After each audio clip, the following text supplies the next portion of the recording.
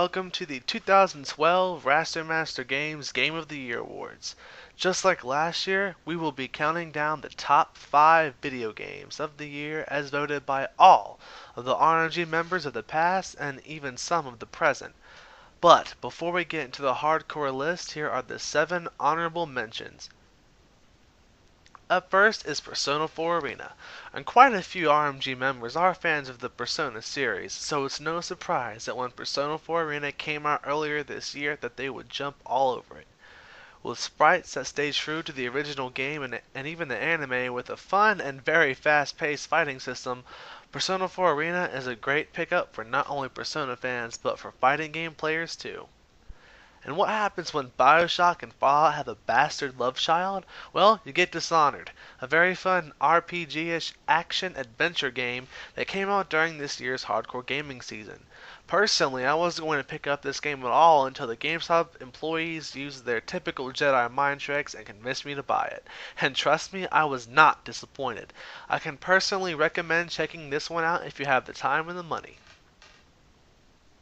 Up next is Mass Effect 3, which received a few actual votes during the main voting process for the Game of the Year, but not quite enough to make the top 5.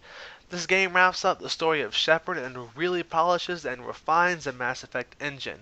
Even though the fan base cried out for a better ending, a lot of the RMG members believe that the ending is just fine the way it is, and we're all okay with the franchise moving on from Shepard and to a new protagonist.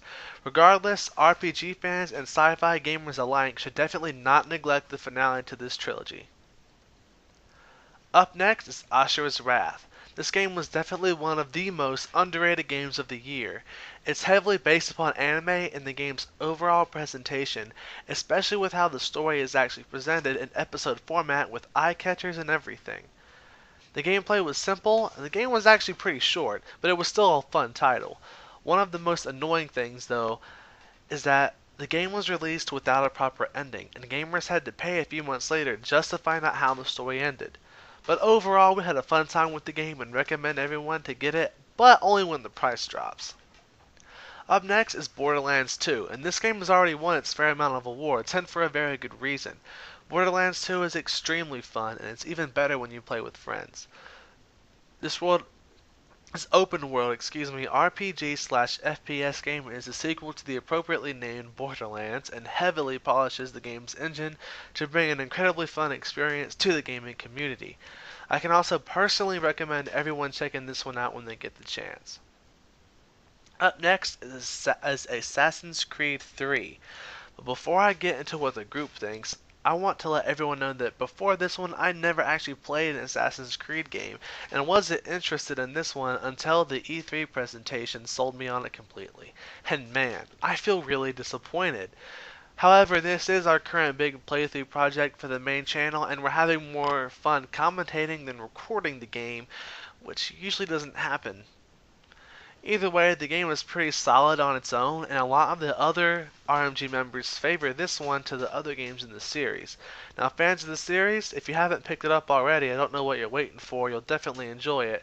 But when it comes to new fans, you might want to wait for the next version of the game, like Assassin's Creed 3 Brazil from what we're hearing, but hopefully when the next numbered game, which is when they bring in the most changes, is released, I'll finally have a polished game engine that everyone can enjoy. And finally, we have PlayStation AllStars Battle Royale, and holy crap is this game fun. We've poured hours into this game individually, and we have yet to fail to enjoy ourselves. First off, it is definitely not a Smash Bros. Clone. But yet again, the only thing I can really say about this game is that the only way you can have an opinion on it is if you play it. And definitely play it with friends. It's fun online, but it's a lot more competitive and fun with your fellow gamers in the same room just going at it. But anyway, now with those honorable mentions out of the way, we can finally start the main countdown. Up next, what happens when you take time travel, pink-haired girls, and Pokemon? Stay tuned to find out as the 2012 RMG Game of the Year videos continue.